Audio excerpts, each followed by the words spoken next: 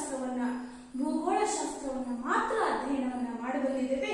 ನಮಗೆ ಈ ವ್ಯವಹಾರ ಅಧ್ಯಯನ, ಬಿಸ್ನೆಸ್ ಸ್ಟಡಿ ಅನ್ನೋದು ಒಂದು ಹೊಸ ಕಾನ್ಸೆಪ್ಟ್, ನಮಗೆ ಹೊಸದಿದೆ, ಗೊತ್ತಾಗ್ತಾ ಇಲ್ಲ. ಹಾಗಿದ್ರೆ ವ್ಯವಹಾರ, ನಾವೆಲ್ಲರೂ ಸಹ ವ್ಯವಹಾರವನ್ನ ಮಾಡ್ತೇವೆ. ನಾವು ಸಣ್ಣದಲ್ಲಿ ಚೋಟ್ ಮೋಟರ್ ಇದ್ದಾಗನೆ ಅಂಗಡಿಗೆ ಹೋಗಿ ₹1 ಪೇಪರ್ ಮಂಟನೋ ಕ್ಯಾಂಡಿನೋ ತಗೊಂಡ್ಬರ್ತೇವೆ. ಅದು ವ್ಯವಹಾರನೇ. ನಾವು ಹೋಗಿ ಬರೋದಂದ್ರೇನು ಸಾಮಾನ್ಯ ಅಲ್ಲ, ಅದು ಕೂಡ ವ್ಯವಹಾರನೇ. ಇದನ್ನೇ ನಾವು ಈ ವ್ಯವಹಾರದ ಮೂಲಕ ದೇಶದ ಅಭಿವೃದ್ಧಿ ಆಗ್ತಾ ಇದೆ, ನಮ್ಗೆ ಇಷ್ಟು ದಿನ ಗೊತ್ತಾಗಿದ್ದಿಲ್ಲ, ಈಗ ಗೊತ್ತಾಗ್ತಾ ಇದೆ 8ನೇ ತರಗತಿಗೆ ಅನ್ನೋದನ್ನ ನಾವು ನೋಡ್ತಾ ಇದ್ದೀವಿ. ಹಾಗಿದ್ರೆ ವಿದ್ಯಾರ್ಥಿಗಳೇ, ಈ ವ್ಯವಹಾರ ಅಧ್ಯಯನ ಮಾಡೋದ್ರಿಂದ ನಮಗೆ ಯಾವ ರೀತಿಯಾದಂತಹ ಲಾಭಗಳಿದ್ದಾವೆ? ಈ ವ್ಯವಹಾರ ಅಧ್ಯಯನ ಮಾಡೋದ್ರಿಂದ ನಮಗೆ ವ್ಯವಹಾರ, ಬಿಸ್ನೆಸ್ಸಿನ ಬಗ್ಗೆ, ವ್ಯವಹಾರ ಚಟುವಟಿಕೆಯ ಬಗ್ಗೆ ನಮಗೆ ಜ್ಞಾನ ಉಂಟಾಗುತ್ತೆ. ಎಲ್ಲರೂ ಓದಿದ ತಕ್ಷಣ ಸರ್ಕಾರಿ ಸೇವೆಯನ್ನೇ ಸಲ್ಲಿಸೋದಿಲ್ಲ. ಎಲ್ಲರೂ ಸರ್ಕಾರಿ ಸೇವೆಯನ್ನ ಸಲ್ಲಿಸ್ತವೆ ಅಂತಾನೆ ಓದಕ್ ಬಂದಿದ್ರೆ ಇವತ್ತು ಪೈಪೋಟಿ, ಈಗಿರೋ ಪೈಪೋಟಿನೇ ಮತ್ತಷ್ಟು ಓದಷ್ಟು ಜಾಸ್ತಿ ಆಗ್ಬಿಡ್ತೈತೆ. ಈ ಜ್ಞಾನಕ್ಕೋಸ್ಕರ, ನಾವು ಬದುಕೋಸ್ಕರ ಈ ಒಂದು ವ್ಯವಹಾರ ಅಧ್ಯಯನವನ್ನ ಏನ್ ಮಾಡ್ಬೇಕು? ಅಧ್ಯಯನ ಮಾಡಬೇಕು. ನಮ್ಮ ಅಕ್ಕ BCom ಓದ್ತಾ ಇದ್ದಾಳೆ, MCom ಆಗಿದೆ, ಅಕೌಂಟೆಂಟ್ ಆಗಿದ್ದಾರೆ, ಬ್ಯಾಂಕಲ್ಲಿ ಕೆಲಸ ಮಾಡ್ತಾ ಇದ್ದಾರೆ, ಮತ್ತೆ ಯಾವುದೋ ಅಂಗಡಿಯಲ್ಲಿ ಗುಮಾಸ್ತಿಗೆ ಲೆಕ್ಕವನ್ನ ಬರೆಯುವಂತಹ ಲೆಕ್ಕಗಾಗಿದ್ದಾರೆ. ಲೆಕ್ಕ ಬರೀತಾನೆ ನಮ್ಮಣ್ಣ ಯಾವುದೋ ಅಂಗಡಿಯಲ್ಲಿ, ಏನೋ ಮಾಡ್ತಾ ಇದ್ದಾರೆ ಅಂದ್ರೆ ಅವ್ರು ಈ ವ್ಯವಹಾರ ಅಧ್ಯಯನವನ್ನ ಸರಿಯಾಗಿ ತಿಳ್ಕೊಂಡಿರ್ತಾರೆ ಅಂತ ಅರ್ಥ ಆಗುತ್ತೆ. ಹಾಗಿದ್ರೆ ಇದನ್ನ 8ನೇ ತರಗತಿಯಲ್ಲಿ ನಾವು ಬೇಸ್ ಅಂದ್ರೆ ಫೌಂಡೇಶನ್ ಹಾಕ್ತಾ ಹೋಗ್ತೇವೆ. 9ನೇ ತರಗತಿಯಲ್ಲಿ ಲೆಕ್ಕ ಬರೆಯೋದು ಹೆಂಗೆ ಅಂತ ಹೇಳ್ಕೊಡ್ತೀವಿ. ಇನ್ನು 10ನೇ ತರಗತಿಯಲ್ಲಿ ನಾವೊಂದು ಉದ್ಯಮವನ್ನು ಶುರು ಮಾಡಿ ಅದನ್ನ ಯಶಸ್ವಿಯಾಗಿ ಹೇಗೆ ಮುನ್ನಡೆಸ್ಕೋಬಹುದು ಅನ್ನೋದ್ರ ಬಗ್ಗೆ ತಿಳಿಸ್ಕೊಡ್ತೇವೆ. 8ನೇ ತರಗತಿ ವಿದ್ಯಾರ್ಥಿಗಳಿಗೆ ಇದು ಹೊಸದು, ಹಾಗಾಗಿ ಗಮನ ಇಟ್ಟು ಕಲಿತರೆ ತುಂಬಾನೇ ಸರಳವಾದಂತಹ ಒಂದು ವಿಚಾರವನ್ನ ಹೇಳಬಹುದು. ಹಾಗಾದ್ರೆ ಈಗ ನಾನು ಹೇಳಿದೆ, ವ್ಯಾಪಾರ ಅನ್ನೋ ಪದ ನಾವು ಸಣ್ಣರಿದ್ದಾಗಿದ್ದು ನಮ್ಗೆ ಗೊತ್ತಿರ್ತೈತಿ. ನೋಡ್ರಿ, ಯಾರನ್ನಾದ್ರೂ ಕೇಳಿ, ಬಹಳ ಬಿಸಿ ಇದ್ದೆ ನಾನು, ಏನು ಮಾಡಕ್ಕೆ ಆಗಲ್ಲ, ತುಂಬಾ ಬಿಸಿ ಇದ್ದೆ, ತುಂಬಾ ಬಿಸಿ ಇದ್ದೇನೆ. ಬಿಸಿ ಅನ್ನೋ ಶಬ್ದವನ್ನ ಏನ್ ಮಾಡುತ್ತೆ? ಇದು ವ್ಯವಹಾರ ಸೂಚಿಸುತ್ತೆ. ವ್ಯವಹಾರ ಎನ್ನುವ ಪದ ಸದಾ ಚಟುವಟಿಕೆಯಿಂದ ಕೂಡಿರುವ ಬಿಸಿ ಅನ್ನೋ ಪದದಿಂದ ಕೂಡಿದೆ. ಅದಕ್ಕೆ ನಾವು ಬಿಸ್ನೆಸ್ ಸ್ಟಡಿ ಅಂತ ಹೇಳ್ಕೊಳ್ತೇವೆ. ಬಿಸಿ ಅನ್ನೋ ಪದದಿಂದ ಕೂಡಿದೆ. ನಾವು ಬಿಸಿ ಇದ್ದೇನೆ ಅಂದ್ರೆ ಹೇಳ್ತಾರೆ, ಅಂಗಡಿಯಾಗ ಭಾರಿ ಗಿರಾಕಿ, ಭಾರಿ ಬಿಸಿ ಇದ್ದೆ ಅಂತ ಹೇಳ್ತಾರೆ. ಬಿಸಿ ಅನ್ನೋ ಪದದಿಂದ ಕೂಡಿದೆ. ಹಾಗಿದ್ರೆ ಮನುಷ್ಯನಿಗೆ ಎಷ್ಟು ಅವಶ್ಯಕ ವಸ್ತುಗಳಿದಾವೆ ಅನ್ನೋದನ್ನ ನಾವು ಪಟ್ಟಿ ಮಾಡ್ತಾ ಹೋಗೋಣ. ಆಹಾರ ಬೇಕು, ಬಟ್ಟೆ ಬೇಕು, ನೀರು ಬೇಕು, ಮನೆ ಬೇಕು, ಶಿಕ್ಷಣ ಬೇಕು, ಆರೋಗ್ಯ ಬೇಕು, ಒಳ್ಳೊಳ್ಳೆ ಊಟ ಬೇಕು, ಮತ್ತೆ ಸೈಕಲ್ ಬೇಕು, ಮೋಟರ್ ಬೈಕ್ ಬೇಕು, ಕಾರ್ ಬೇಕು. ನಮ್ಮ ಬಯಕೆಗಳು ಅಪರಿಮಿತ, ಮಿತಿನೇ ಇಲ್ಲದಷ್ಟು ನಮ್ಮ ಬಯಕೆಗಳಿದಾವೆ. ಒಂದ್ ವೇಳೆ ನಿಮ್ಮ ಬಯಕೆಗಳನ್ನೇ ನಾವು ಹೇಳಕ್ ನಿಂತ್ರೆ ಒಬ್ಬೊಬ್ಬ ವಿದ್ಯಾರ್ಥಿಗಳು ಒಂದು ದಿನಕ್ಕೆ ಮುಗಿದಿತ್ತೋ ಇಲ್ಲೋ ಹೇಳಕ್ ಬರೋದು. ಅಷ್ಟೊಂದು ಬಯಕೆಗಳು, ಮಾನವನ ಬಯಕೆಗಳು ಅಪರಿಮಿತವಾಗಿದ್ದು, ಮಾನವನ ಬಯಕೆಗಳು ಅಪರಿಮಿತ. ಇಷ್ಟೇ ಅಂತ ಇಲ್ಲ ಅದಕ್ಕೆ, ಸುಮ್ಮನೆ ಬಯಕೆಗಳಿರೋದಕ್ಕೋಸ್ಕರನೇ ನಾವು ಇವತ್ತು ವೃತ್ತಿ ಜೀವನವನ್ನ ಆರಿಸ್ಕೊಂಡಿದ್ದೇವೆ, ದುಡಿಯುವ ಜೀವನವನ್ನ ಆರಿಸ್ಕೊಂಡ ಇದ್ದೇವೆ. ಸುಮ್ಮನೆ ಕೂರಕ್ ರೆಡಿ ಇಲ್ಲ. ಹಾಗಾಗಿ ಈ ಬಯಕೆಗಳೇ ಇಲ್ಲ ಅಂದಿದ್ರೆ ನಾವು ಯಾರು ಕೆಲಸಕ್ಕೆ ಹೋಗ್ತಾ ಇರ್ಲಿಲ್ಲ, ನಾವು ಯಾರು ಶಿಕ್ಷಣವನ್ನು ಪಡಿತಾನೆ ಇರ್ಲಿಲ್ವೇನೋ. ಮನುಷ್ಯ ಭಾವನಾ ಜೀವಿ, ಸಂಘ ಜೀವಿ. ಮನುಷ್ಯನಿಗೆ ಭಾವನೆಗಳ ಜೊತೆಗೆ ಸಂಘವಾಗಿ ಬದುಕುವಂತಹ ಬಹಳಷ್ಟು ಆಸೆ ಪ್ರಾಣಿ ಮನುಷ್ಯ. ಆಸೆ ಪ್ರಾಣಿಯಾಗಿಕ್ಕೋಸ್ಕರನೇ ಇವತ್ತು ಪ್ರಕೃತಿಯಲ್ಲಿರೋದೆಲ್ಲ ನಂದು ನಂದು ನಂದು ಅಂತ ಹೇಳಿ ನಾನು ಇವತ್ತು ಆಸ್ತಿಯನ್ನ, ಮನೆಯನ್ನ ಗಳಿಸ್ತಾ ಇರೋದು. ಆಸೆ ಇಲ್ಲ ಅಂದಿದ್ರೆ ಒಂದ್ ವೇಳೆ ವಿದ್ಯಾರ್ಥಿಗಳೇ ನಾವು ಹಂಗೆ ನೋಡೋಣ, ಮನುಷ್ಯ ಏನಾದ್ರೂ ಸಾಯ ಮುಂದೆ ತಾನು ಗಳಿಸಿದ್ದೆಲ್ಲ ತಗೊಂಡು ಹೋಗುತ್ತೆ ಆಗಿದ್ರೆ ಏನಾಗ್ತಿತ್ತು? ಸಾಯಕನು ನಿಮ್ಮನ್ನು ನೋಡ್ತಿದ್ನಪ್ಪ, ಸತ್ ಮೇಲೂ ಅದನ್ನ ಅನುಭವಿಸುವಂತ ವ್ಯವಸ್ಥೆ ಇರುತ್ತೆ ಅಂದ್ರೆ ಅಯ್ಯಪ್ಪ, ಮನುಷ್ಯನನ್ನೇ ತಿಂದು ಬದುಕ್ತಾ ಇದ್ದೇನೆ ಅಂತಹ ಪರಿಸ್ಥಿತಿ ಬರ್ತಿತ್ತೇನು. ಆಸೆ ಅನ್ನೋದೇ ಮನುಷ್ಯನ ಬಯಕೆಗಳೇ ಇವತ್ತೆಲ್ಲ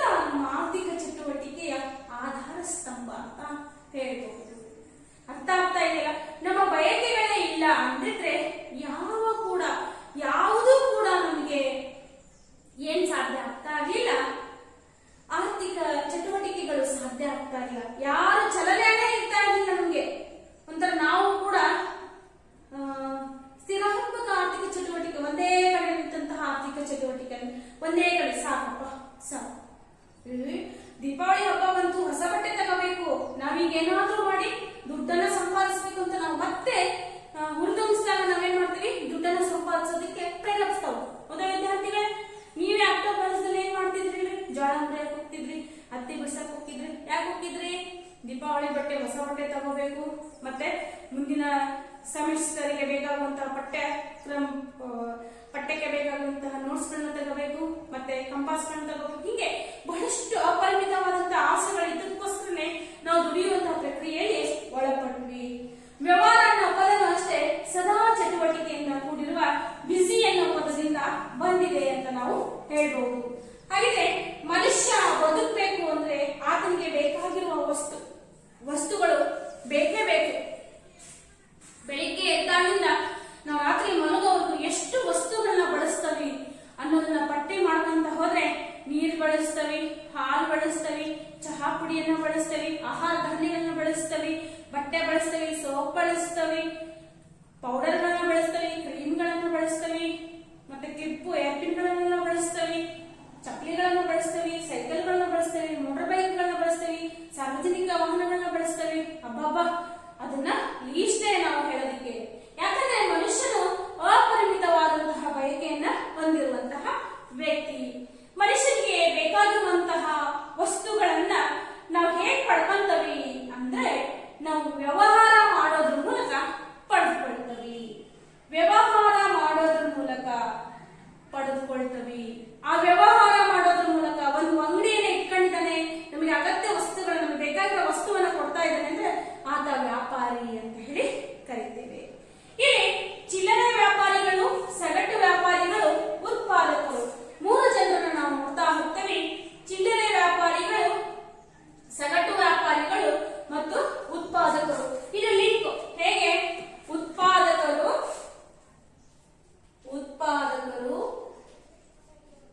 ಸಗಟು ವ್ಯಾಪಾರಿಗಳು,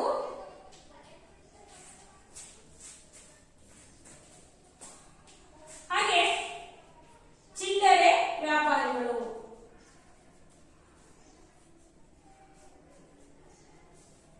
ಹಾಗಿದ್ರೆ ವಿದ್ಯಾರ್ಥಿಗಳೇ, ಉತ್ಪಾದಕರು ವಸ್ತುಗಳನ್ನ ಉತ್ಪಾದನೆಯನ್ನ ಮಾಡಿದ್ರೆ ಉತ್ಪಾದಕರಿಂದ ನೇರವಾಗಿ ವಸ್ತುಗಳನ್ನ ಇವರು ಖರೀದಿಯನ್ನ ಮಾಡ್ತಾರೆ, ಕೊಂಡ್ಕೊಳ್ತಾರೆ. ಅದನ್ನೇನ್ ಮಾಡ್ತಾರೆ? ಚಿಲ್ಲರೆ ವ್ಯಾಪಾರಿಗಳಿಗೆ ಮಾಡ್ತಾರೆ.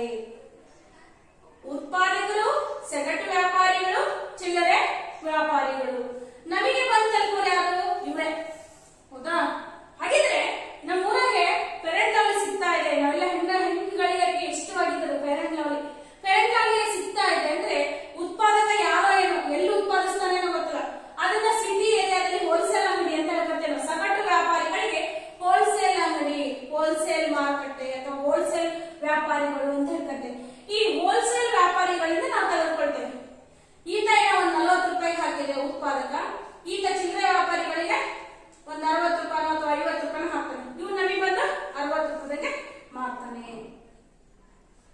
ಹಾಗಿದ್ರೆ ವ್ಯಾಪಾರ ಲಾಭ ಚಿಂತನ ಅಂತ ನಮ್ಗೆ ಗೊತ್ತಿದೆ.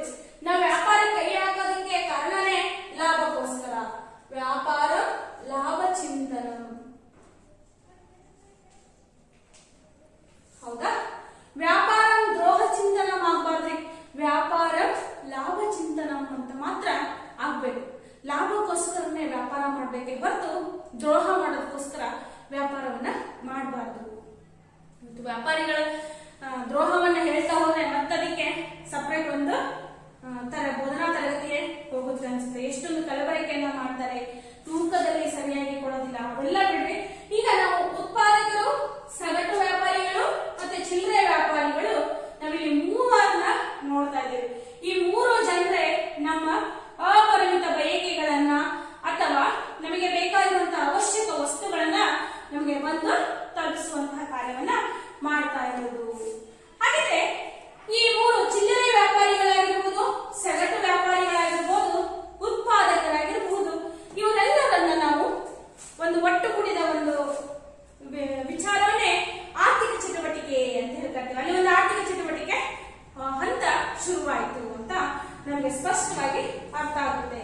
ಹಾಗಾದ್ರೆ ವಿದ್ಯಾರ್ಥಿಗಳೇ, ಆರ್ಥಿಕ ಚಟುವಟಿಕೆ ಅಂದ್ರೆ ಏನು? ಮಾನವನ ಬಯಕೆಗಳನ್ನ ಪೂರೈಸೋದಕ್ಕೋಸ್ಕರ ಅನೇಕ ವಸ್ತುಗಳು ಮತ್ತು ಸೇವೆಗಳ ಅವಶ್ಯಕತೆ ಇದೆ.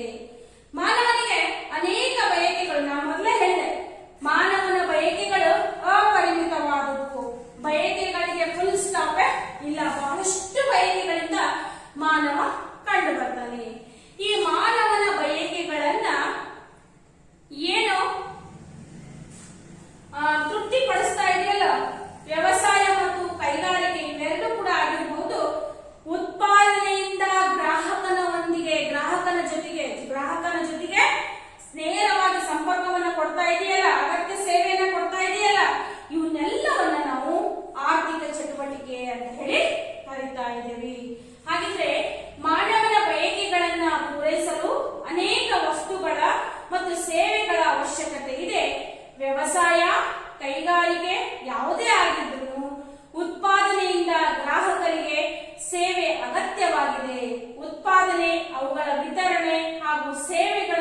ಒದಗಿಸುವ ಚಟುವಟಿಕೆಯೇ ಆರ್ಥಿಕ ಚಟುವಟಿಕೆ.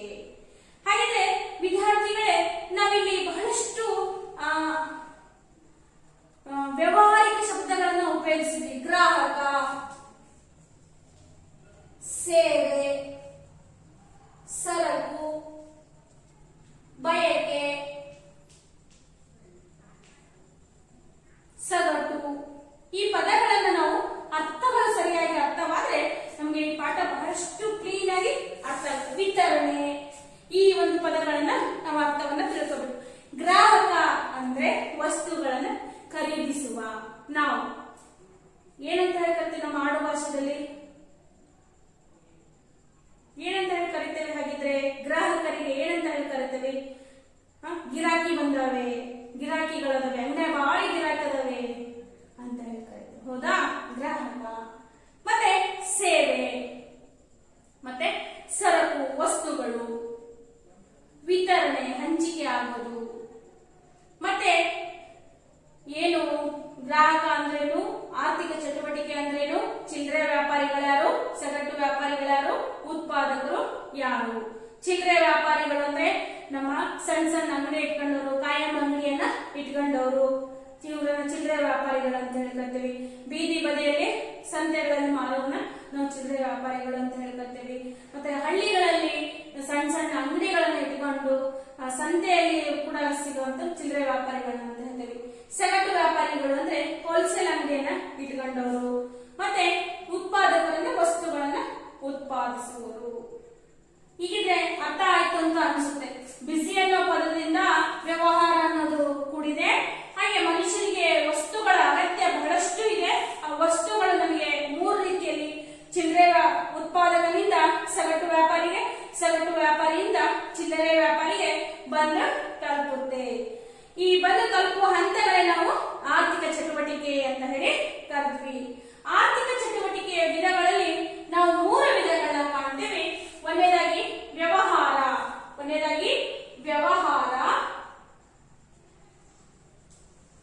ಎರಡನೇದಾಗಿ ವೃತ್ತಿ, ಮೂರನೇದಾಗಿ ಉದ್ಯೋಗ. ಆರ್ಥಿಕ ಚಟುವಟಿಕೆ ಮಾನವನ ಬಯಕೆಗಳನ್ನ ತೃಪ್ತಿಪಡಿಸೋದಿಕ್ಕೆ ಅಥವಾ ನಮ್ಮ ಬಯಕೆಗಳನ್ನ ತೃಪ್ತಿಪಡಿಸೋದಕ್ಕೂ ನಾವು ಯಾವುದಾದ್ರೂ ಒಂದು ಆರ್ಥಿಕ ಚಟುವಟಿಕೆ ತೊಡಗಬೇಕು. ಈ ಉದಾಹರಣೆಗಾಗಿ ನಾವು ಯಾವುದಾದ್ರೂ ಒಂದು ಕೆಲಸದಲ್ಲಿ ತೊಡಗಿಲ್ಲ ಅಂದ್ರೆ ನಮ್ಮ ಕುಟುಂಬಕ್ಕೆ ಆದಾಯ ಸಿಗೋದಿಲ್ಲ. ನಾವು ಒಂದು ಕೆಲಸದಲ್ಲಿ ತೊಡಗಿದಾಗ ಮಾತ್ರ ನಮ್ಮ ಕುಟುಂಬಕ್ಕೆ ಏನ್ ಬರುತ್ತೆ? ಆದಾಯ ಬರುತ್ತೆ. ಆದಾಯ ಬಂದಾಗ ಮಾತ್ರ ನಮ್ಮ ಅಪರಿಮಿತವಾದಂತಹ ಬಯಕೆಗಳನ್ನು ನಾವು ತೃಪ್ತಿ ಪಡ್ಕೊಳ್ಳೋದಕ್ಕೆ ಸಾಧ್ಯ ಆಗುತ್ತೆ.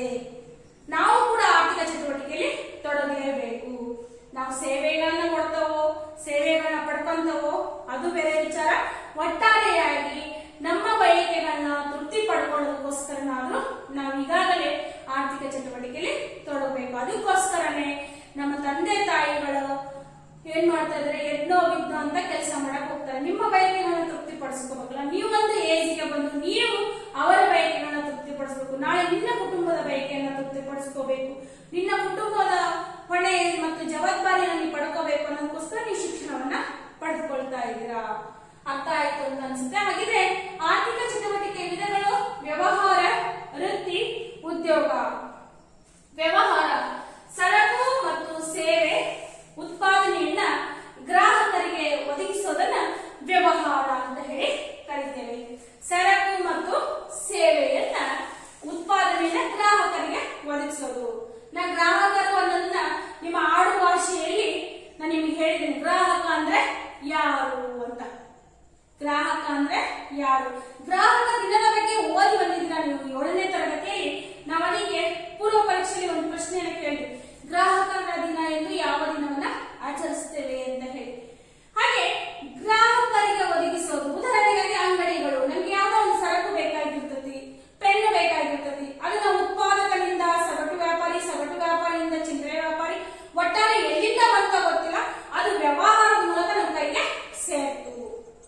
ಓಕೆ, ವ್ಯವಹಾರ ಅಂದ್ರೆ ಕೊಳ್ಳುವ ಕೊಡುವ ಪ್ರಕ್ರಿಯೆ, ಕೊಳ್ಳುವ ಮತ್ತೆ ಮಾರುವಂತಹ ಪ್ರಕ್ರಿಯೆ. ನಾವು ಕೊಂಡುಕೊಳ್ಳಲು ಅವರು ಮಾರುವರು ಅಂಗಡಿಯಲ್ಲಿ.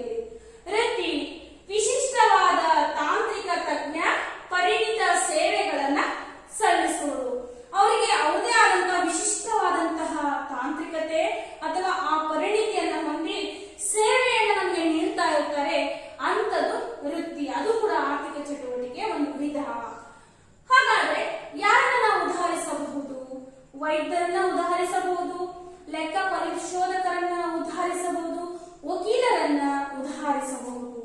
ನಂತರ ಉದ್ಯೋಗ ಯಾವುದಾಗಿದೆ?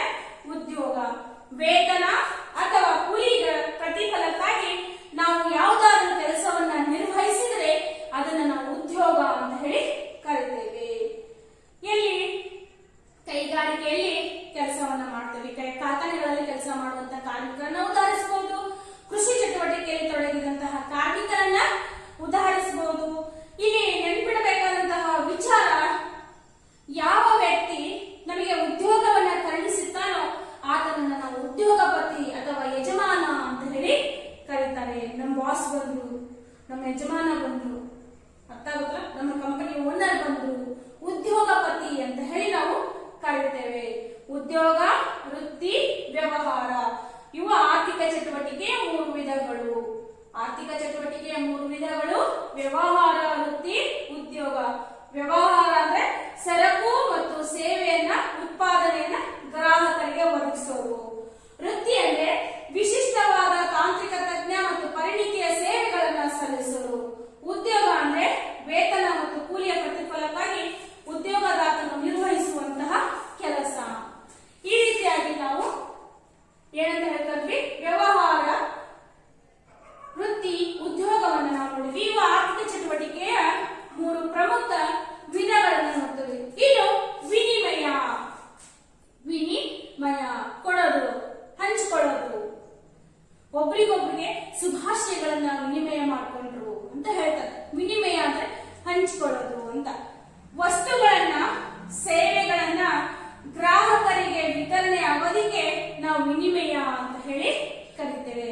ವಸ್ತುಗಳು ಮತ್ತು ಸೇವೆಗಳು ಗ್ರಾಹಕರಿಗೆ ಬಂದು ತಲುಪೋದನ್ನೇ ಅಥವಾ ವಿನಿಮಯ ಆಗೋದನ್ನೇ ವಿತರಣೆ ಆಗೋದನ್ನೇ ವಿನಿಮಯ ಅಂತ ಹೇಳಿ ಕರಿತೇವೆ.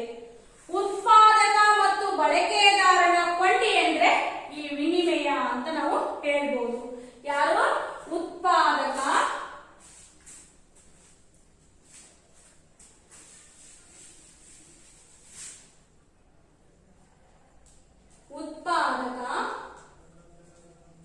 ಮತ್ತು ಬಳಕೆದಾರನ ನಡುವಿನ ಕೊಂಡಿಗೆ ವಿನಿಮಯ. ಯಾವುದು? ವಿನಿಮಯ. ಇಬ್ಬರ ನಡುವೆ ಒಂದು ಕೊಂಡಿ ಇದ್ದಂಗೆ, ಈ ಕಡೆ ಉತ್ಪಾದಕ, ಈ ಕಡೆ ಬಳಕೆದಾರ, ಇವರಿಬ್ಬರ ನಡುವೆ ಸೇರಿಸೋದೇ ವಿನಿಮಯ ಅಂತ ಹೇಳಿ ಕರೀತೇವೆ. ಹಾಗಾದ್ರೆ ಉತ್ಪಾದಕರು ಮಾರುಕಟ್ಟೆಯನ್ನ ಪರಿಶೀಲನೆ ಮಾಡಿ ಸಾಗಾಣಿಕೆಯನ್ನು ಹೇಗೆ ಮಾಡಬೇಕು, ಬೆಲೆಯನ್ನ ಹೇಗೆ ನಿರ್ಧಾರ ಮಾಡಬೇಕು, ವಸ್ತುಗಳ ಸಂಗ್ರಹಣೆಯನ್ನ ಹೇಗೆ ಮಾಡಬೇಕು, ಜಾಹೀರಾತು, ಹಣಕಾಸಿನ ಸೌಲಭ್ಯ ಎಲ್ಲವನ್ನ ಮನೆಗಳು ವಸ್ತುಗಳನ್ನ ಉತ್ಪಾದಿಸ್ತಾರೆ. ಆ ವಸ್ತುಗಳನ್ನ ಉತ್ಪಾದನೆ ಆಗಿದ್ದಾನ ನಿಮಗೆ ಗೊತ್ತಿರೋಂಗೆ ಚಟುವಟಿಕೆ ನಿಮಗೆ ತಿಳಿಸಿದೆ. ನಾವು ಹಾಗಾಗಿ ಈ ಚಟುವಟಿಕೆ ಮೂಲಕ ತಂದು ತಲುಪಿಸಿದ್ದೆ ನಾವು ವಿನಿಮಯ ಅಂತ ಹೇಳಿ ಕರೀತೇವೆ. ಈ ಉದಾಹರಣೆಗಾಗಿ ಒಂದು ವಸ್ತುವನ್ನ ಉತ್ಪಾದನೆ ಮಾಡ್ಬೇಕಂದ್ರೆ ಆ ವಸ್ತುವಿನ ಮೌಲ್ಯನ ನಿರ್ಧಾರ ಮಾಡೋಕ್ಕಿಂತ ಮುಂಚೆ ಆ ವಸ್ತು ಮಾರುಕಟ್ಟೆಯಲ್ಲಿ ಹೇಗಿದೆ, ಏನು ಅನ್ನೋದು ಬರೀತೇವೆ. ನಾವೊಂದಿಷ್ಟು ಉದಾಹರಣೆಯನ್ನು ಹೇಳ್ತೇವೆ. ಈಗ ಸುಮಾರು 20 ವರ್ಷದ ಕೆಳಗೆ ಬಹಳಷ್ಟು ಜನರಿಗೆ ಈ ಡಿಶ್ ಟಿವಿಗಳು ಇವೆಲ್ಲ ಬರ್ತಿರ್ಲಿಲ್ಲ. ಬಹಳಷ್ಟು ಚಾನೆಲ್ಗಳು ನಮಗೆ ಗೊತ್ತಿರಲಿಲ್ಲ, ನಮಗೆ ಗೊತ್ತಿರಲಿಲ್ಲ. 20-22 ವರ್ಷದ ಕೆಳಗಡೆ ಗೊತ್ತಿರಲಿಲ್ಲ. ಅವಾಗ DD1 ನ್ಯಾಷನಲ್ ಟಿವಿ ಅನ್ನೋದು ಒಂದೇ ಬರ್ತಾ ಇತ್ತು. ಅವಾಗ ಒಂದು ಅಡ್ವರ್ಟೈಸ್ಮೆಂಟ್ ಬರ್ತಿತ್ತು, ವಾಷಿಂಗ್ ಪೌಡರ್ ನಿರ್ಮಾ ಅಂತೇಳಿ. ನೋಡಿ, ಎಲ್ಲ ಕಡೆಗೂ ನಿರ್ಮಾ ವಾಷಿಂಗ್ ಪೌಡರ್ ಅನ್ನ, ಈ ಬಟ್ಟೆ ಒಗೆಸೋ ಪೌಡರ್ನ ಯೂಸ್ ಮಾಡ್ತಾ ಇತ್ತು. ಅದು ಮಾರುಕಟ್ಟೆ ಅವಾಗ ಅಷ್ಟೊಂದು ಚೆನ್ನಾಗಿತ್ತು, ಜನರಿಗೆ ಜಾಹೀರಾತಿನ ಮೂಲಕ ಅಷ್ಟೊಂದು ಅಚ್ಚುಮೆಚ್ಚಾಗಿತ್ತು.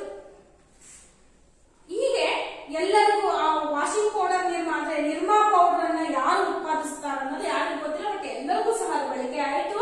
ಆ ವಿತರಣೆಯ ಮೂಲಕ ಆಗಿದ್ದನ್ನ ನಾವು ನೋಡಬಹುದು. ಅದಕ್ಕೋಸ್ಕರ ಉತ್ಪಾದಕ ಮತ್ತು ವಿತರಣೆಯ ನಡುವಿನ ಕೊಂಡಿ ಹೇಗೆ ವಿತರಣೆ ಆಗ್ತಾ ಇರೋದನ್ನ ನಾವು ನೋಡಬಹುದು. ಯಾರ ಮನೆಗಳ ನೋಡ್ರಿ ನಿರ್ಮಾ ಪೌಡರ್ನೇ ಬಟ್ಟೆ ಒಗೆಯೋದಕ್ಕೆ ಯೂಸ್ ಮಾಡ್ತಾ ಇದ್ರು, ನನಗೆ ತಿಳಿದ ಮಟ್ಟಿಗೆ. ಹಾಗೆ ಬಹಳಷ್ಟು ಅವರ ಜಾಹೀರಾತುಗಳು ಬಹಳಷ್ಟು ಪಾಪ್ಯುಲಾರಿಟಿ ಇದ್ವು. ಈ ರೀತಿ ಕಾಂಪಿಟೇಷನ್ ಇರಲಿಲ್ಲ. ಈಗ ನೋಡ್ರಿ ಎಷ್ಟೊಂದು ಬ್ರ್ಯಾಂಡ್ಗಳು, ಎಷ್ಟೊಂದು ಇದು ಬಂದಿದೆ. ಅವುಗಳ ಬಗ್ಗೆ ನಾವು ಮತ್ತೆ ಯಾಕೆ ಇಷ್ಟ ಬಂದಾದ್ರು, ಏನಾದ್ರು, ಇದನ್ನ ನಾ ಮತ್ತೆ ಅರ್ಥಶಾಸ್ತ್ರ ಮತ್ತು ವಾಣಿಜ್ಯ ವಿಭಾಗದಲ್ಲಿ ಅಥವಾ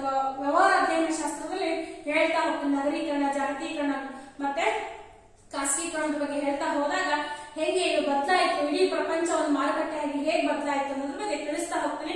ವಿದ್ಯಾರ್ಥಿಗಳು ನಾವು ಈ ಫಸ್ಟ್ ಈ ತಳಪಾಯವನ್ನು ಸರಿಯಾಗಿ ತಿಳ್ಕೊಂಡೆ ಅಂದ್ರೆ ನಮಗೆ ನೆಕ್ಸ್ಟ್ ಬರುವಂತಹ ಪಾಠಗಳು ತುಂಬಾ ಈಸಿಯಾಗಿ ಅರ್ಥ ಆಗ್ತಾ ಇದಾವೆ. ಹಾಗೆ ಮಾರುಕಟ್ಟೆಯ ಪರಿಶೀಲನೆ, ಸಾಗಾಣಿಕೆ, ನಿರ್ಧಾರ, ಬೆಲೆಗಳ ಮೇಲೆ ಆತ ವಸ್ತುಗಳನ್ನ ಏನ್ ಮಾಡ್ತಾನೆ, ಸಿದ್ಧಪಡಿಸ್ಕೊಂತಾನೆ, ವಸ್ತುಗಳನ್ನ ಉತ್ಪಾದಿಸ್ತಾನೆ. ಉತ್ಪಾದನೆ ಮಾಡುವಾಗ ಈ ವಸ್ತುಗಳು ನಮಗೆ ಬೇಕೋ ಬೇಡವೋ ಅನ್ನೋದು ನಮಗೆ ಅರ್ಥ ಆಗ್ತಾ ಹೋಗುತ್ತೆ. ಹಾಗಿದ್ರೆ ವಿದ್ಯಾರ್ಥಿಗಳೇ, ಈಗ ಜನರ ಮೌಲ್ಯವನ್ನು ಕ್ರೋಢೀಕರಣ ಮಾಡಿ ಒಂದು ವಸ್ತುವನ್ನು ಉತ್ಪಾದನೆ ಮಾಡೋದು ಅಷ್ಟು ಸುಲಭದ ವಿಚಾರವಲ್ಲ. ಅವರು ಅದನ್ನ ಬಗ್ಗೆ ತಿಳ್ಕೊಂಡು ಯಾವ ವಸ್ತುವನ್ನ ನಾವು ಉತ್ಪಾದನೆ ಮಾಡಿದ್ರೆ ಒಳ್ಳೆ ಮಾರುಕಟ್ಟೆ ಸಿಗುತ್ತೆ, ಎಷ್ಟು ಬೆಲೆಯನ್ನ ಇಟ್ಟರೆ ಜನ ಅದನ್ನ ಕೊಂಡುಕೊಳ್ತಾರೆ, ನಾನು ಹೇಗೆ ಲಾಭವನ್ನ ಗಳಿಸೋದಕ್ಕೆ ಸಾಧ್ಯ ಅನ್ನೋ ಎಲ್ಲ ಮನಗಂಡ ಮೇಲೆ ಏನ್ ಮಾಡ್ತಾರೆ, ವಸ್ತುಗಳನ್ನ ಉತ್ಪಾದಿಸ್ತಾರೆ. ಈ ವಿನಿಮಯ ಮಾಡಿದ ಗ್ರಾಹಕರನ್ನ ನಾವು ಅನುಭೋಗಿಗಳು ಅಂತ ಹೇಳ್ತಾರೆ. ಆ ವಸ್ತುವನ್ನ ಅನುಭವಿಸ್ತೇವೆ ನಾವು. ಯಾವುದೇ ಒಂದು ವಸ್ತುವನ್ನ ನಾವು ಅನುಭವಿಸಿದಾಗ ನಾವು ಅದನ್ನೇನಂತ ಹೇಳ್ತೇವೆ, ಅನುಭೋಗಿಗಳು. ನಾವು ಯಾರು ನಾವಾಗಿದ್ರೆ ಅನುಭೋಗಿಗಳು. ನಮ್ಮ ಬಯಕೆಗಳನ್ನ ತೃಪ್ತಿಪಡಿಸುವಂತ ಕಾರ್ಯಚಟುವಟಿಕೆಗಳನ್ನ ನಾವು ನೋಡಿದ್ದೇವೆ. ಹಾಗೆ ನಾವು ಆ ಬಯಕೆಗಳನ್ನ ತೃಪ್ತಿ ಪಡ್ಕೊಂಡಾಗ ನಮ್ಮನ್ನ ಯಾವ ಹೆಸರಿನಿಂದ ಕರೆದ್ರು, ಅನುಭೋಗಿಗಳು ಅನ್ನೋ ಹೆಸರಿನಿಂದ ಕರೆದ್ರು. ನಾವು ವಸ್ತುಗಳನ್ನ ಅನುಭವಿಸ್ತಿದ್ರೆ ನಾವು ಯಾರಾಗಿದ್ರೆ ಅನುಭೋಗಿಗಳು ಅಂತ ಹೇಳಿ ಕರೀತೇವೆ. ಹಾಗಿದ್ರೆ ವಾಣಿಜ್ಯ ಅಧ್ಯಯನದ ಘಟಕಗಳಲ್ಲಿ ನಾವು ಈ ವ್ಯಾಪಾರ ಹೆಂಗ್ ಶುರುವಾಯಿತು, ಯಾವ್ಯಾವ ಹಂತದಲ್ಲಿ ಶುರುವಾಯಿತು ಅನ್ನೋದನ್ನ ಎಲ್ಲವನ್ನ ಮೌಲ್ಯೀಕರಿಸಿ ಮಾಡ್ತೇವೆ. ಇನ್ನು ಬಳಕೆಯೇ ಅನುಭೋಗ. ನಾವು ಏನನ್ನ ಬಳಕೆ ಮಾಡ್ತಾವೋ ಅದು ಅನುಭೋಗ. ನಾವು ಈ ಒಂದು ಚಾಕ್ ಪೀಸ್ ಅನ್ನ ಬಳಸ್ಕೊಂಡು ನಾವು ಬ್ಲಾಕ್ ಬೋರ್ಡ್ ಮೇಲೆ ಅಕ್ಷರಗಳನ್ನ ಬರೆದ್ರೆ ನಾವು ಈ ಚಾಕ್ ಪೀಸ್ ಅನ್ನು ಅನುಭವಿಸಿದ್ವಿ ಅಂತ ಅರ್ಥವನ್ನು ಕೊಡುತ್ತೇವೆ. ವಸ್ತುಗಳನ್ನ ಉಪಯೋಗಿಸುವ ಮತ್ತು ಸೇವೆಯನ್ನ ಪಡೆಯೋದನ್ನೇ ನಾವು ಅನುಭೋಗ ಅಂತ ಹೇಳಿ ಕರಿತೀವಿ. ಹಾಗೆ ಬಳಕೆ, ನಾವೇನನ್ನ ಬಳಸ್ತಾವೋ ನಾವು ಅನುಭವಿಸ್ದಂಗೆ, ಅಲ್ಲಿ ವಸ್ತುಗಳನ್ನ ಉಪಯೋಗಿಸಿ ಸೇವೆಯನ್ನ ಪಡೆದ್ರೆ ನಾವು ಅನುಭವಿಸ್ದಂಗೆ. ಉದಾಹರಣೆಗೆ ನಾವು ಬಸ್ಸಲ್ಲಿ ಬಂದ್ವಿ ಅಂದ್ರೆ ಆ ಬಸ್ಸಿನ ಸೇವೆಯನ್ನ ನಾವು ಪಡೆದ್ರೆ ಅದನ್ನ ಅನುಭವಿಸಿದ್ವಿ ಅಂತಾನೆ ಅರ್ಥವನ್ನ ಕೊಡುತ್ತೆ. ಹಾಗಾದ್ರೆ ವ್ಯವಹಾರ ಅಂದ್ರೆ ಮಾನವ ಆರ್ಥಿಕ ಚಟುವಟಿಕೆ ಅಂತ ಹೇಳ್ಬೋದು. ಯಾವುದೇ ಒಂದು ಕೆಲಸವನ್ನ ಮಾಡಿ, ನಾವು ಯಾವುದೇ ಒಂದು ಕೆಲಸವನ್ನ ಮಾಡೋದ್ರ ಹಿನ್ನೆಲೆಗೆ ಆರ್ಥಿಕವಾಗಿ ಗಳಿಸಬೇಕು, ನಾವು ಹಣವಂತರಾಗಬೇಕು, ನಾವು ನಮ್ಮ ಕುಟುಂಬವನ್ನ ಚೆನ್ನಾಗಿ ನೋಡ್ಬೇಕು, ನಮ್ಮ ಅಪರಿಮಿತವಾದಂತಹ ಬಯಕೆಗಳನ್ನ ತೃಪ್ತಿ ಪಡಿಸ್ಕೋಬೇಕು. ಅದಕ್ಕೋಸ್ಕರ ನಾವು ಆರ್ಥಿಕ ಚಟುವಟಿಕೆಯಲ್ಲಿ ತೊಡಗುತ್ತೇವೆ. ಹಾಗಿದ್ರೆ ವ್ಯವಹಾರ ಅಂದ್ರೆ ಇಲ್ಲಿ ಮನುಷ್ಯನ ಯಾವುದೇ ಆರ್ಥಿಕ ಚಟುವಟಿಕೆ ಅಂತ ನಾವು ಹೇಳ್ಬಹುದು. ವ್ಯವಹಾರ ಅಂದ್ರೆ ಮನುಷ್ಯ ಯಾವ ರೀತಿಯಾದಂತಹ ಆರ್ಥಿಕ ಚಟುವಟಿಕೆಲ್ಲ ತೊಡಗುತ್ತಾನೋ ಅದನ್ನೆಲ್ಲವನ್ನು ನಾವು ವ್ಯವಹಾರ ಅಂತ ಹೇಳ್ತೇವೆ. ನಾವು ಬಟ್ಟೆ ಹೊಲಿತವೋ, ಬಟ್ಟೆ ಮಾರ್ತವೋ, ಅಂಗಡಿ ಇಟ್ಕೊಂತವೋ, ಸಂತೆ ಮಾಡಕ್ ಹೋಗ್ತವೋ, ಅಥವಾ ವೃತ್ತಿಯನ್ನ ಅನುಸರಿಸ್ತವೋ, ಉದ್ಯೋಗವನ್ನ ಪಡ್ಕೊಂತವೋ, ವ್ಯಾಪಾರವನ್ನ ಮಾಡ್ತವೋ, ಇದನ್ನೆಲ್ಲವನ್ನ ನಾವು ಆರ್ಥಿಕ ಚಟುವಟಿಕೆ ಅಂತ ಹೇಳಿ ಕರಿತೇವೆ. ವ್ಯವಹಾರ ಉತ್ಪಾದನೆ, ವ್ಯಾಪಾರ, ಕೈಗಾರಿಕೆ, ಬ್ಯಾಂಕಿಂಗ್, ವಿಮೆ, ಏಜೆನ್ಸಿ, ಜಾಹೀರಾತು, ಸಾರಿಗೆ ಮತ್ತು ಇತರ ಅಂಶಗಳನ್ನ ಕೂಡಿದೆ. ವ್ಯವಹಾರ ವ್ಯಾಪಾರವನ್ನ ಮಾಡುತ್ತೆ, ಕೈಗಾರಿಕೆ, ಬ್ಯಾಂಕಿಂಗು, ವಿಮೆ, ಹಾಗೆ ಏಜೆನ್ಸಿ, ಜಾಹೀರಾತು, ಸಾರಿಗೆ, ಇತರೆ ಅಂಶಗಳನ್ನ ಕೂಡಿದೆ. ವಸ್ತುಗಳ ಸೇವೆಗಳನ್ನ ಗ್ರಾಹಕರಿಗೆ ಒದಗಿಸುವಂತಹ ಚಟುವಟಿಕೆ ಈ ವ್ಯವಹಾರ ಅಂತ ನಾವು ಹೇಳ್ಬಹುದು. ಒಂದ್ ವೇಳೆ ವ್ಯವಹಾರ ಇಲ್ಲ ಅಂದಿದ್ರೆ, ವ್ಯವಹಾರಗಳು ಇಲ್ಲ ಅಂದಿದ್ರೆ ಏನಾಗ್ತಾ ಇತ್ತು? ನಾವು ಒಂದು ಸಲ ವಿಚಾರ ಮಾಡೋಣ ವಿದ್ಯಾರ್ಥಿಗಳು, ನೀವು ಸಹ ವಿಚಾರ ಮಾಡ್ರಿ. ಈಗ ನಮಗೆ ಬೇಕಾಗಿರೋ ವಸ್ತುಗಳು ಸಿಗದೆ ಇದ್ದಿದ್ರೆ ಏನಾಗ್ತಾ ಇತ್ತು? ಒಂದೇದು ಮನುಷ್ಯ ಸಂಘಜೀವಿ, ಭಾವನಾತ್ಮಕ ಜೀವಿ. ಮನುಷ್ಯ ಕಷ್ಟಪಟ್ಟು ದುಡಿತಾನೆ, ಎಷ್ಟು ದುಃಖವಾಗಿದ್ದಾನೆ ಅಂದ್ರೆ ಗೌತಮ ಬುದ್ಧ ಹೇಳ್ದಂಗೆ ಅದಕ್ಕೆಲ್ಲ ಕಾರಣ ಆಸೆ, ಬಯಕೆಗಳು ಅಂತ ಹೇಳ್ಬೋದು. ಈ ಬಯಕೆಗಳು ಇಲ್ಲ ಅಂದ್ರೆ ನಮ್ಮ ವ್ಯವಹಾರಗಳು ಕೂಡ ನಿಶ್ಶಬ್ದ. ಈಗ ಕೊರೋನಾ ಸಂಕಷ್ಟದಲ್ಲಿ ಲಾಕ್ಡೌನ್ ಅನ್ನ ಮಾಡಲಾಯಿತು, ಇಡೀ ಭಾರತವೇ ಲಾಕ್ಡೌನ್ ಮಾಡಲಾಯಿತು. ಅವಾಗೆಲ್ಲ ವ್ಯವಹಾರಗಳೆಲ್ಲ ಸ್ತಬ್ಧವಾಗುವುದು. ಅವಾಗ ಏನಾಯ್ತು ನಮ್ಮ ಭಾರತದ ಪರಿಸ್ಥಿತಿ? ಹೇಳಿದ್ರು ಆರ್ಥಿಕ ತಜ್ಞರು, ನಮ್ಮ ಭಾರತ ದೇಶ ಈಗ 20 ವರ್ಷಗಳ ಹಿಂದೆ ಹೋಗ್ಬಿಟ್ಟತಿ ಅಂತ. ಅಂದ್ರೆ ಏನು? ಆರ್ಥಿಕವಾಗಿ ಅಷ್ಟು ಕುಗ್ಗಿಬಿಟ್ಟಿದೆ ಅಂತ. ನಾವು ಆಸೆ ಪಡ್ಬೇಕು, ವ್ಯವಹಾರ ಮಾಡ್ಬೇಕು, ನಮ್ಮ ದೇಶ ಆರ್ಥಿಕವಾಗಿ ಮುಂದುವರಿಬೇಕು. ಇದು ನಮ್ಮ ವಾಣಿಜ್ಯ ವಿಕಸನದಲ್ಲಿ ನಾವು ನೋಡೋದಕ್ಕೆ ಸಾಧ್ಯ ಆಗುತ್ತೆ. ನಮ್ಮ ಅರ್ಥಶಾಸ್ತ್ರವೂ ಸಹ ಅದನ್ನೇ ಹೇಳೋದು. ದಿನವಹಿ ಚಟುವಟಿಕೆಗಳು ನಡೆದಾಗ ಮಾತ್ರ ಏನಾಗುತ್ತೆ, ಎಲ್ಲರ ಕೂಡ ನಾವು ಚೆನ್ನಾಗಿ ಬದುಕೋದಕ್ಕೆ ಸಾಧ್ಯ ಆಗುತ್ತೆ. ನೋಡ್ರಿ, ಎಷ್ಟೊಂದು ಅಂಗಡಿಗಳು, ಎಷ್ಟೊಂದು ಕೈಗಾರಿಕೆಗಳು, ಎಷ್ಟು ಜನರಿಗೆ ಉದ್ಯೋಗವನ್ನ ಕೊಟ್ಟಿದೆ, ಎಷ್ಟು ಜನರು ಕೆಲಸ ಮಾಡ್ತಾ ಇದ್ದಾರೆ. ನಮಗೆ ಒಂದ್ ರೌಂಡ್ ಹಿಂಗ್ ಹೋಗಿ ಬೆಂಗಳೂರಂತ ಮಹಾಪಟ್ಟಣ, ದಾವಣಗೆರೆ ಇಂತ ಒಂದು ಸಿಟಿಗಳೆಲ್ಲ ಅಡ್ಡಾಡೋದ್ರೆ ಎಷ್ಟು ಜನ ಕೆಲಸ ಮಾಡ್ತಾ ಇದ್ರಲ್ಲ. ಈ ಅಂಗಡಿಗಳೇ ಇಲ್ಲ ಅಂದಿದ್ರೆ, ಈ ಕೈಗಾರಿಕೆನೇ ಇಲ್ಲ ಅಂದ್ರೆ ಇಷ್ಟು ಜನರು ಕೆಲಸ ಇದ್ದಂಗೆ ಇರುತ್ತಲ್ಲ. ಆ ಕೆಲಸ ಮಾಡೋದ್ರಿಂದ ಆ ವ್ಯಕ್ತಿಯ ತಲಾ ಆದಾಯ ಹೆಚ್ಚಿಗೆ ಆಗ್ತಾ ಇದೆಯಲ್ಲ, ಆ ವ್ಯಕ್ತಿಯ ತಲಾ ಆದಾಯ ಹೆಚ್ಚಾದಂಗೆ ರಾಷ್ಟ್ರೀಯ ಆದಾಯ ಹೆಚ್ಚಾಗ್ತಾ ಇದೆಯಲ್ಲ ಅನ್ನೋ ಒಂದು ಪರಿಕಲ್ಪನೆಗಳು ನಮಗೆ ಮುಟ್ಟುತ್ತೆ. ಹಾಗಿದ್ರೆ ಈ ಆರ್ಥಿಕ ಚಟುವಟಿಕೆಗಳು, ವ್ಯವಹಾರಗಳು ಮನುಷ್ಯನ ಒಂದು ಬದಲಾವಣೆಗಳಿಗೆ ಈ ಎಲ್ಲ ಆರ್ಥಿಕ ಚಟುವಟಿಕೆಗಳ ಕಾರಣ. ವ್ಯಾಪಾರ ಇಲ್ಲ ಅಂದ್ರೆ ನಾವು ಏನನ್ನು ಕೂಡ ಮಾಡೋದಕ್ಕೆ ಸಾಧ್ಯ ಆಗ್ತಿಲ್ಲ. ಒಂದು ಈ ವ್ಯಾಪಾರ ಅನ್ನೋದು ಹೇಗೆ ಬೆಳೀತು, ಹೇಗೆ ವಿಕಸನ ಆಯಿತು, ನಾವು ಮಾನವನ ವಿಕಸನದ ಬಗ್ಗೆ ತಿಳ್ಕೊಂಡು ಈ ವ್ಯಾಪಾರಕ್ಕೂ ಕೂಡ ತನ್ನದೇ ಆದಂತಹ ವಿಕಸನವನ್ನು ನೋಡ್ತೀವಿ. ಒಂದು ಚಟುವಟಿಕೆಯು ಹುಟ್ಟು ಮತ್ತು ಕ್ರಮೇಣ ಬೆಳೆದು ಬಂದ ದಾರಿಯನ್ನು ನಾವು ವಿಕಸನ ಅಂತ ಹೇಳ್ಕೊಳ್ತೇವೆ. ಒಂದು ಚಟುವಟಿಕೆ ತಾನು ಹುಟ್ಟಿ ಹೆಂಗೆ ಬದಲಾಗ್ತಾ ಬಂತು, ಅದು ಹೆಂಗೆ ನಿರಂತರವಾಗಿ ಸಾಗ್ತಾ ಇದೋ ಅದನ್ನೇ ನಾವು ವಿಕಸನ ಅಂತ ಹೇಳಿ ಕರಿತೀವಿ. ವಾಣಿಜ್ಯ ವಿಕಸನವನ್ನ ವ್ಯವಹಾರದ ಇತಿಹಾಸ ಅಂತಾನೆ ಕರಿಬಹುದು. ಈ ವ್ಯಾಪಾರದಲ್ಲೂ ಬಹಳಷ್ಟು ಇತಿಹಾಸಗಳಿದೆ. ಆ ಇತಿಹಾಸದ ಹಂತಗಳನ್ನು ಸಹ ನಾವು ಇದನ್ನೇನ್ ಕರಿತೀವಿ, ವ್ಯವಹಾರದ ಇತಿಹಾಸ ಅಂತ ಹೇಳಿ ಕರಿತೀವಿ. ಹಾಗಿದ್ರೆ ವಿದ್ಯಾರ್ಥಿಗಳೇ, ನಾವೀಗ ವಾಣಿಜ್ಯ ಅಧ್ಯಯನದಲ್ಲಿ ವ್ಯಾಪಾರ ಅಂದ್ರೆ ಏನು, ವ್ಯಾಪಾರದ ಒಂದು ಅಂಶ ಏನನ್ನ ತಿಳ್ಕೊಂಡಿದೆ, ಇಲ್ಲಿ ಉತ್ಪಾದಕ ಯಾರು, ಮತ್ತೆ ಸಗಟು ವ್ಯಾಪಾರಿ ಯಾರು, ಮತ್ತೆ ಚಿಲ್ಲರೆ ವ್ಯಾಪಾರಿ ಯಾರು, ಇವರೆಲ್ಲ ಆರ್ಥಿಕ ಚಟುವಟಿಕೆಗೆ ಹೇಗೆ ಸಹಾಯಕವಾಗಿದೆ, ಆರ್ಥಿಕ ಚಟುವಟಿಕೆ ಅಂದ್ರೇನು, ಆರ್ಥಿಕ ಚಟುವಟಿಕೆಯ ವಿಧಗಳು ಯಾವುವು, ಹಾಗೆಯೇ ವಿತರಣೆ ಅಂದ್ರೇನು, ಅನುಭೋಗಿ ಅಂದ್ರೆ ಯಾರನ್ನ ಕರೀತಾರೆ, ಉದ್ಯೋಗಪತಿ ಅಂದ್ರೆ ಯಾರನ್ನ ನಾವು ಉದ್ಯೋಗಪತಿ ಅಂತ ಹೇಳಿ ಕರಿತೀವಿ ಅನ್ನೋದನ್ನ ನಾವು ತಿಳಿದುಕೊಂಡ್ವಿ. ವಾಣಿಜ್ಯ ವಿಕಸನದ ಹಂತಗಳನ್ನ ನಾವು ತಿಳಿದುಕೊಳ್ಳೋಕ್ಕಿಂತ ಮುಂಚೆ ಈ ಒಂದು ತರಗತಿಗೆ ಸಂಬಂಧಿಸಿದಂತಹ ಪ್ರಶ್ನೆಗಳು ಏನ್ ತಿಳ್ಕೊಂಡ್ಬರ್ಬೇಕು, ನೀವು ಯಾವ ಚಟುವಟಿಕೆಯನ್ನು ಮಾಡ್ಕೊಂಡ್ಬರ್ಬೇಕು ಅಂದ್ರೆ, ನೀವು ವಸ್ತುಗಳನ್ನ ಖರೀದಿ ಮಾಡ್ತಿರಲ್ಲ, ಅದು ಸಗಟು ವ್ಯಾಪಾರಿಗಳಿಂದ ಖರೀದಿ ಮಾಡಿದ್ದು ಅಥವಾ ಚಿಲ್ಲರೆ ವ್ಯಾಪಾರಿಗಳಿಂದ ಖರೀದಿ ಮಾಡಿದ್ದು ಅನ್ನೋದನ್ನ ಪಟ್ಟಿಯನ್ನ ತಯಾರಿಸಿಕೊಂಡು ಮನೆಯಲ್ಲಿ ಬರಬೇಕು.